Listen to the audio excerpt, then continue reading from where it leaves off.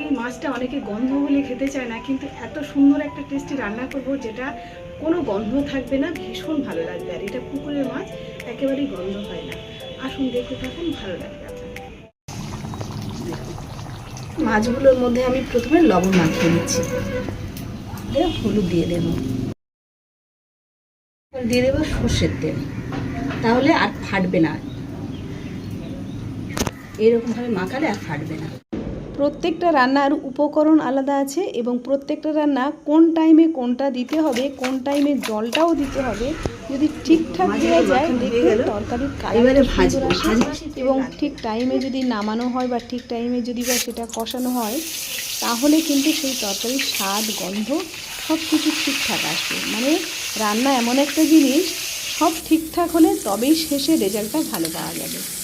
এইভাবে মাছটা আমি প্রথমে ভাজবার সময় বুঝতে পারিনি যে আমার কড়াইয়ে 2 পিস মাছ একেবারেই ধরে গিয়েছে। তারপরে বড় সাইজের পিসগুলো ভাজার পরে আবার ছোট সাইজের পিসগুলো দিয়ে দিলাম। প্রায় বেশিরভাগ মাছটা আমি একসঙ্গেই রান্না করে নেব, বাড়িতে পাঠাবো, তাই মাছগুলো এভাবে ভেজে নিলাম। মাছ ভাজা আর বেশিক্ষণ দেখালাম না, পুরো মাছটা আমি এভাবে ভেজে তুলে নিলাম।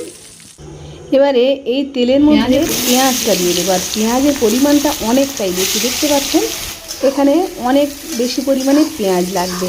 যেহেতু আর এর মধ্যে অন্যান্য কোনো মশলা বেশি দেব না, এই পেঁয়াজটাই দেবো। পেঁয়াজটা পরিমাণ যদি বেশি হয় খেতে ভালো লাগবে, মাছ অনুযায়ী পেঁয়াজটা দেবেন।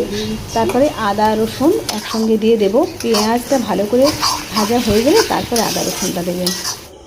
তারপরে লঙ্কার গুঁড়ো, হলুদের গুঁড়ো, মানে এটা মানে একটু ঝাল ঝাল হলে খুব ভালো হয়, তাই একটু ঝালটা বেশি দিলাম। এবারে খুব সুন্দর করে কষিয়ে নেব। তারপরে পেঁয়াজটা সিদ্ধ হয়ে গেলে তারপরে এই টক দইটা দেবেন, নাহলে পেঁয়াজটা কচকচ করবে, কাঁচা থাকবে। আর ওপর থেকে যখন এইভাবে কষানো হয়ে গেলে তেল ছেড়ে দেবে, তবেই জলটা দেবেন। ঝোলের কালারটা দেখুন, ঝোলের কালারটা খুব সুন্দর এসছে, ওপর থেকে তেল তেল থাকবে। এইরকম সময়টা খুব ভালো, এই সময়টাই রাখতে হবে। এবারে ফুটে গেলে মাছগুলো দিয়ে দেব। যাদের তেল চর্বি জাতীয় খাবার খাওয়া নিষেধ, তারা কিন্তু এই মাছটা খাবেন না। মানে হার্টের সমস্যা যাদের বা কোলেস্টেরল আছে, এগুলো খেলে কি হয়, তেল চর্বি এই মাছে অনেকটাই বেশি, না খাওয়াই ভালো। রান্না চলাকালীন আমার যে ক্যামেরাম্যান প্রচুর হাসাচ্ছে, হাসতে হাসতে মোটামুটি আমাদের রান্নাও কমপ্লিট হয়ে গেল। এইভাবে বাড়িতে অবশ্যই একবার বানান, ভালো লাগবে। আর অবশ্যই কমেন্ট করে জানাবেন ভালো লাগলে।